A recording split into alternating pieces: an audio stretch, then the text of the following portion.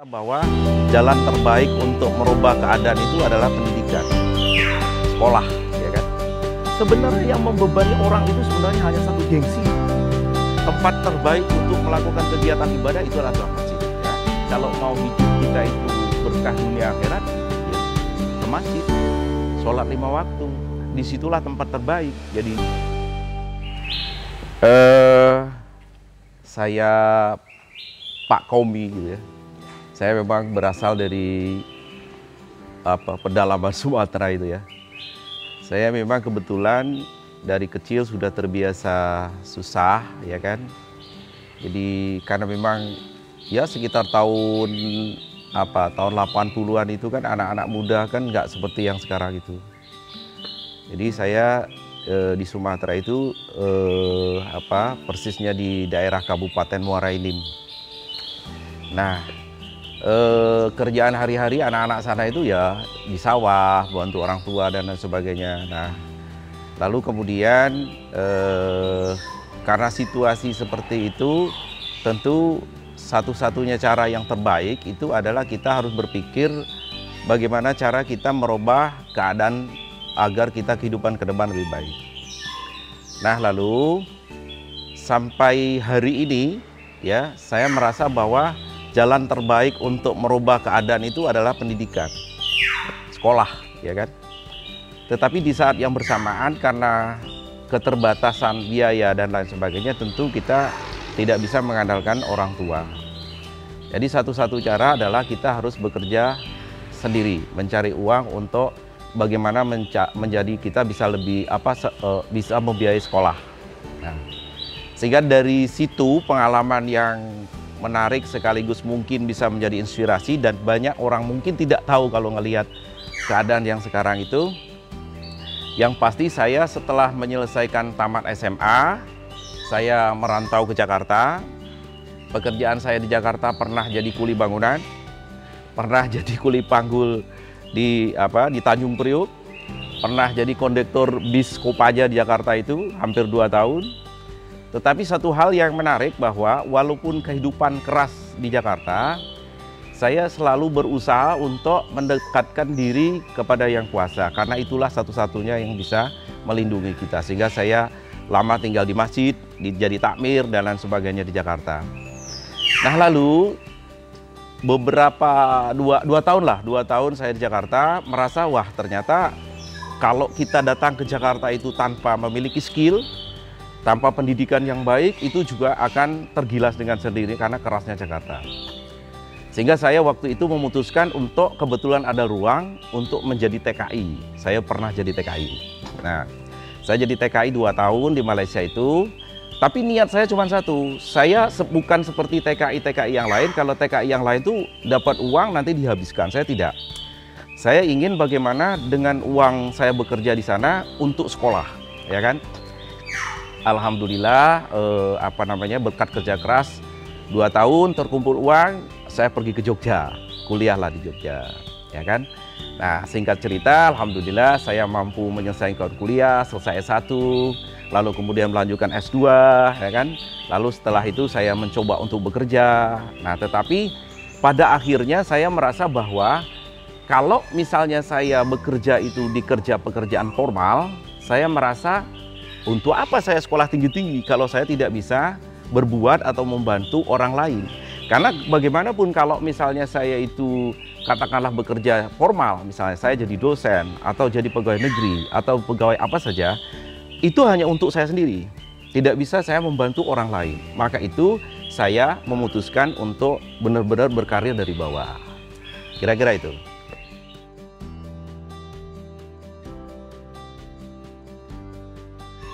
Ya, saya sebetulnya datang ke Jogja itu setelah kuliah itu sebenarnya tidak langsung di daerah Gelondong. Kak, saya tinggalnya di Umbul Harjo, di daerah Giwangan sana.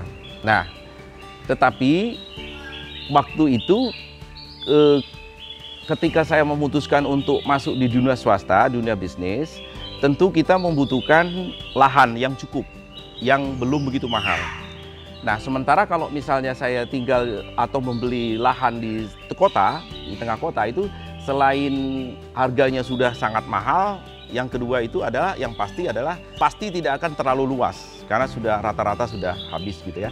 Sehingga waktu itu saya memutuskan untuk mundur ke belakang, ya kan. Kebetulan ada kawan menawarkan untuk membeli lahan di daerah sini, sehingga saya putuskan untuk mulai membangun usaha, bikin gudang, bikin toko dan sebagainya di daerah Glondong sini. Jadi kalau ditanya apakah kesannya biasa saja karena sudah terbiasa ya kan. Karena memang yang paling penting, ada satu hal yang paling penting yang harus dipegang oleh siapapun. Memang bedanya kalau kita itu jadi perantau itu enak. Kenapa enak? Karena beban kita itu mungkin kalau anak-anak muda asli, ya kan, mau berbuat sesuatu yang dari nol, itu dia merasa malu, merasa sungkan, merasa nggak enak sama teman, nggak enak sama tetangga. Lah sementara kita perantau, kan merasa, wah ini toh juga saya tidak begitu kenal. Jadi mau bekerja dari titik nol itu benar-benar tidak ada masalah gitu ya. Nah sehingga itu motivasi kita untuk bisa bekerja lebih baik. Nah dengan masyarakatnya alhamdulillah, yang kuncinya itu sederhana saja sebetulnya. Dimanapun kita berada, asal kita mampu menghormati warga setempat, warga asli, lalu kemudian kita ikut berbagai kegiatan yang sifatnya sosial dan lain sebagainya, membaur secara alami, apalagi seperti yang sekarang lebih banyak aktif di masjid, ya itu tentu akan lebih gampang untuk orang mengenal kita dan kita mengenal warga masyarakat, sehingga ya tentu tidak akan ada masalah gitu dan akan saling menguatkan dan saling bantu membantu. Saya kira itu. Diceritakan tentang usaha yang... Nah, usaha ini memang terus terang saja mungkin barangkali orang kan melihatnya kan dari titik yang sekarang sehingga kelihatannya jadi wah. Jujur saya akui memang saya betul-betul karena memang seperti yang saya sampaikan tadi berasal dari keluarga yang tidak mampu, dari orang tua petani di pedalaman di Sumatera sana. Tetapi yang paling penting adalah motivasi semangat untuk maju. Sehingga ketika saya waktu itu memutuskan untuk tidak mau jadi pegawai, tidak mau jadi PNS atau jadi dosen dan sebagainya, saya memulainya dari bawah. Saya berdagang, awalnya jualan koran, jualan majalah, ya kan. Lalu kemudian dari situ kok lihatannya kok ada hasilnya, ya kan. Bahkan saya ingat waktu itu yang menarik misalnya ya, waktu zaman tahun 90-an, 2000-an, 2004, 2005 itu saya ambil loper koran, ngambil misalnya dari KR, dari Kompas dan sebagainya. Pagi-pagi saya ambil jadi loper, nanti kalau siang misalnya setelah laku berapa sisanya dikembalikan, sehingga sisanya itu jadi modal. Nah dari modal-modal itu lalu kemudian saya pikir, wah ini saya mulai berkembang, saya jualan buku. Nah dari buku sekolah, buku pelajaran, buku perpustakaan dan sebagainya. Nah, sekitar tahun 2005 mulai disitulah titik naiknya akan ketemu, yaitu ada dana anggaran dari pemerintah waktu itu tentang pengadaan buku dan lain sebagainya, dan kebetulan saya diberi kesempatan untuk proses pengadaan buku-buku itu dari Kementerian Pendidikan dan Kebudayaan Jakarta. Lah mulai berkembang sehingga saya melaksanakan program-program kegiatan-kegiatan itu atau proyek-proyek itu mulai dari Kalimantan, Sumatera, Pulau-Pulau Jawa, hampir semua dikerjakan. Sehingga dari situ alhamdulillah kita mendapatkan modal yang cukup untuk bisa membangun usaha lebih besar lagi. Nah sekarang karena situasi sudah berubah dan kebetulan anak-anak saya menginginkan supaya tidak pergi kemana-mana untuk lebih mengurusi anak-anak sekolah, maka saya putuskan tinggal di Jogja. Nah tetapi dengan sudah adanya infrastruktur yang saya miliki itu lebih gampang, sehingga sekarang saya memutuskan untuk berbisnis di bidang bahan bangunan, ya, karena mengingat sekarang pembangunan infrastruktur sangat masif, ya, di zaman sekarang pembangunan infrastruktur sangat masif, baik itu yang dilaksanakan oleh pemerintah maupun yang dilaksanakan oleh pihak swasta atau orang per orang, sehingga khusus untuk berbisnis di bidang bahan-bahan bangunan sekarang memang salah satu peluang atau potensi yang cukup baik ke depan.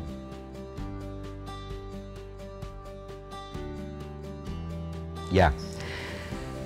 Sebetulnya kalau dunia masjid itu bukan dunia baru buat saya, ya. Dari kecil pun saya sudah terbiasa dulu zaman, kalau kita ingat anak-anak sekarang ya, anak-anak di masjid yang tempat kita di masjid kita itu ya seperti itulah kehidupan seperti awal. Jadi kalau pas waktunya azan ya kan, lalu bersih-bersih masjid, lalu kemudian ikut pengajian, ikut tadarus dan lain sebagainya.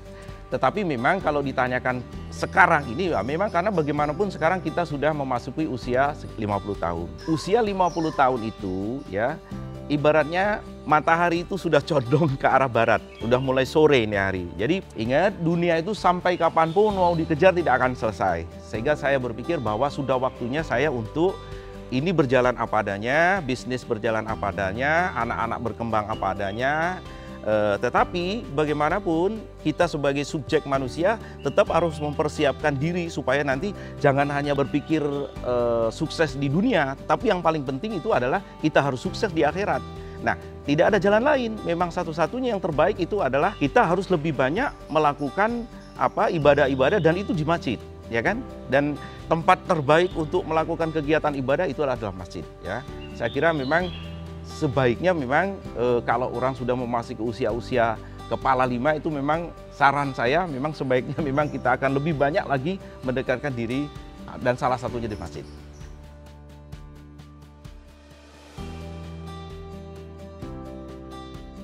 Faktor sukses itu sebetulnya kalau misalnya sukses itu karena orang pandai, berarti orang-orang yang dosen itu mungkin udah kaya raya segala macam. Tetapi yang terpenting itu adalah kalau kita pengalaman yang sudah dan diamati di sekitar kita maupun di lapangan, faktor sukses itu sebenarnya satu, dia harus betul-betul komitmen kerja keras, ya. Tidak ada jalan lain. Kalau ingin sukses itu harus kerja keras. Nah, lalu kemudian selain kerja keras juga harus jelas kita mau kemana, ya kan? Misalnya contoh, ada orang berbisnis makanan misalnya, ya kan? Dia merasa ingin berbisnis makanan. Tetapi tiba-tiba dia melihat ada orang berbisnis, katakanlah berbisnis bahan bangunan. Lalu yang berbisnis makanan pindah lagi. Lalu kemudian setelah dia coba lagi, pindah lagi. Itu tidak akan mungkin berhasil. Salah satu yang terpenting kalau mau sukses itu adalah harus komitmen. Apapun yang terjadi, harus apa yang sedang kita jalani, lakukan. Ya kan? Karena apa? Pengalaman itulah yang membentuk kita. Jadi selain kerja keras, itu pengalaman sangat menentukan. Jadi apapun itu, misalnya seperti kalian, katakanlah mau di bidang fotografi, fokus sampai di situ. Apapun itu fokus di situ. Sehingga dari pengalaman akan berkembang sehingga nanti akan ada titik temu puncak suksesnya di situ, ya kan? Jadi karena yang singkatnya adalah memang tidak mungkin sesuatu itu instan. Harus melalui proses yang panjang, jatuh bangun, ya kan? Jadi jangan pernah melihat orang lain misalnya, wah dia sukses luar biasa, kok enak ya, kok mudah. Tidak, itu pasti ada proses panjang yang dia lakukan, yang istilah jungkir balik, kadang kehabisan modal, kadang misalnya itu hutang dan lain sebagainya. Tetapi dengan berkat kerja keras dan tanpa menyerah, pantang menyerah, momentum pasti akan ketemu. Nah, di saat dia menemukan momentum itulah dia pasti akan sukses di bidang apapun itu.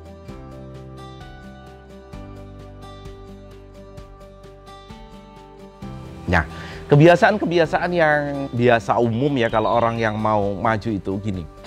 Kebanyakan orang itu ketika katakanlah dia sudah mulai agak menemukan titik suksesnya, tetapi dia begitu cepat merubah gaya hidupnya, ya kan? Katakanlah dia baru membangun bisnis, lalu kemudian sudah mulai berkembang, tetapi antara hasil atau income yang dia peroleh itu ternyata lebih besar dari gaya hidup yang harus dia jalani. Kalau mobil kepengen yang lebih mewah, kalau rumah kepengen yang lebih besar, gaya pakaiannya serba mahal, segala macam. Sehingga apa yang terjadi? Belum imbang antara kemampuan hasil dengan gaya hidupnya yang tinggi, itu tidak imbang. Apa yang terjadi? Tidak mampu dia berkembang lebih besar. Dan ingat, semakin kaya orang itu sebenarnya harusnya itu justru harus lebih baik, itu lebih rendah hati, lebih tawadu, lebih tenang. Kenapa? Nggak punya beban dia, ya kan? Ingat loh ya, sebenarnya yang membebani orang itu sebenarnya hanya satu, gengsi. Gengsi inilah yang mengakibatkan orang kadang-kadang tidak bisa maju, ya kan? Mau keluar ketemu orang, wah kalau nggak pakai mobil mewah tidak bisa. Mau ketemu orang, kalau misalnya pakaiannya nggak bagus, nggak necis, nggak percaya diri. Nah, padahal sebenarnya kunci sukses itu adalah orang yang berani tampil abadanya, ya kan? Tanpa beban, ya kan? Jadi sehingga apa yang terjadi? Orang jadi hormat sama dia. Karena apa? Orang melihat dia bukan karena faktor apa yang ada di samping dia, tapi karena memang faktor kemampuan dia secara pribadi.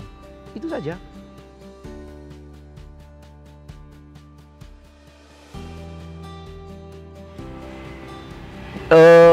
Jujur ya, saya itu kebetulan ketika sekolah dari SMP, SMA, perguruan tinggi, ya kan, termasuk dulu ingat saya waktu jadi TKI itu di samping saya itu mencari uang, tetapi saya sangat senang dunia advokasi, ya kan, dunia advokasi. Nah, artinya dunia advokasi itu adalah dunia membantu orang lain. Nah, ini hubungannya apa?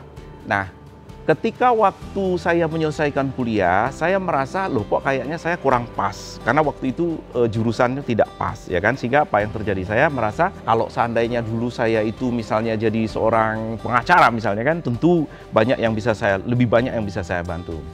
Tetapi akhirnya saya menyadari bahwa ternyata jalan Tuhan itu lebih baik, ya kan. Jadi artinya lebih baik, bayangkan kalau waktu itu saya menuruti kemauan saya, mungkin sampai di usia seperti sekarang ini, saya tidak bisa lebih fokus. Sekarang nih, yang paling penting tuh ini, yang patut disyukuri itu. Sekarang itu boleh dikatakan waktu 24 jam itu bisa betul-betul saya bisa memanage di antara dunia kerja sama dunia ibadah. Saya membayangkan teman-teman saya sekarang semua rata-rata ada di Jakarta dan sebagainya, berkembang pesat. Tetapi luar biasa mereka kaya secara materi, ya kan? Lebih dahsyat dari saya. Tetapi waktu mereka untuk misalnya sholat 5 waktu tepat waktu, sholat 5 waktu di masjid, lalu kemudian ikut berkegiatan memakmurkan masjid, itu sama sekali tidak punya kesempatan. Karena ruang dan waktu mereka benar-benar sudah habis. Nah, sehingga akhirnya walaupun mungkin waktu itu saya merasa salah mengambil keputusan dalam dunia karir hidup saya, tetapi akhirnya saya menyadari akhir-akhir, oh iya ternyata antara kehendak, ya kan, sama jalan Tuhan itu lebih baik jalan Tuhan saya memilih. Jadi saya merasa bersyukur sekarang, oh iyalah alhamdulillah. Kalau bayangkan kalau tadinya saya tetap melanjutkan jalur sebagai seorang katakanlah pengacara, sebagai seorang politisi, sebagai seorang yang sangat sibuk di dunia itu, tentu waktu saya akan sangat habis untuk waktu untuk beribadah lebih khusyuk karena dikejar-kejar waktu kan. Nah, saya kira itu yang dalam keputusan. Tapi apapun itu, saya merasa bahwa inilah jalan terbaik buat saya. Terima kasih.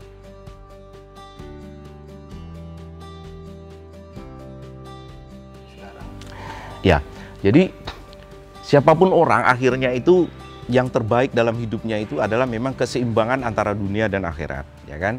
Saya jujur merasa kalau boleh mau kembali lagi, ya tentu di zaman muda-muda itu akan lebih banyak ya selain sekolah, kemudian juga katakanlah itu bekerja akhirnya. Tapi yang paling penting itu adalah menyiapkan akhirat kelak gitu ya. Nah, kadang-kadang saya melihat anak-anak muda sekarang, wah benar-benar rajin sholat dan lain sebagainya. Kita yang sudah berumur 50 tahun merasa kadang-kadang, ya kita udah agak terlambat nih gitu kan. Tetapi akhirnya kita meyakinkan diri bahwa ya sudahlah, tidak ada kata terlambat, ya kan. Yang penting apa yang kita hadapi sekarang kita terima apa adanya, dan inilah jalan Tuhan.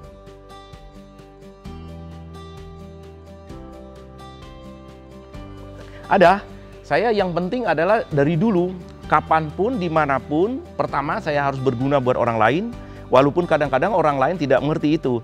Nomor dua adalah harus sampai kapanpun dan dimanapun saya harus tampil apa ada dan sesederhana mungkin. Saya tidak menginginkan sesuatu yang anak-anak saya juga saya latih bagaimana hidup sederhana, bagaimana tidak usah terlalu berlebihan, ya kan. Pokoknya semua serba sederhana saja, secukupnya saja.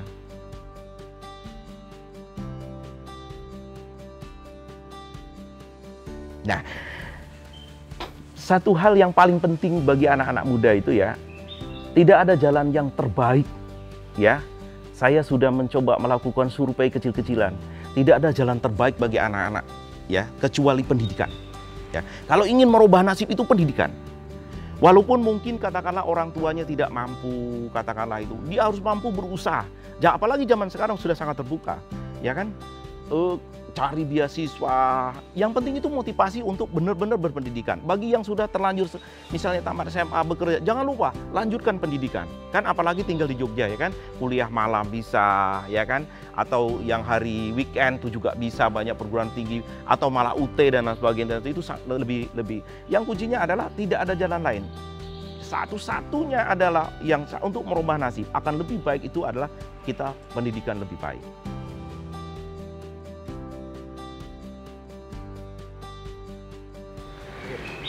Ya, siapapun orang, ya kan, entah itu masih muda, apalagi yang sudah umur tua, akhirnya kita akan kembali kepada siapa pencipta kita, ya kan?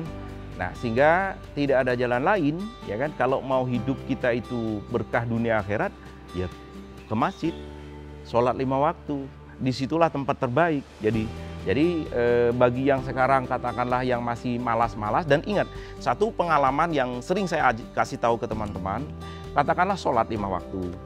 Memang terutama subuh ya, subuh itu kadang-kadang kalau kita tidak terbiasa itu terasa sangat berat. Karena di saat-saat kita senang, tidur masih senang dan sebagainya, ya kan, apalagi mungkin sorenya atau sampai malam kita capek, itu malas sekali. Tetapi kalau kita paksakan, awalnya dipaksakan. Jadi kuncinya itu adalah dipaksakan awalnya. Dan lama-kelamaan tuh jadi terbiasa. Jadi luar biasa, enjoy sekali. Malah kadang-kadang kalau kita tidak sholat ke masjid itu rasanya ada sesuatu yang kurang. Ya, jadi tipsnya itu adalah kalau mau lebih enak, lebih merasa enjoy sholat 5 waktu di masjid itu adalah awal-awalnya itu dipaksakan.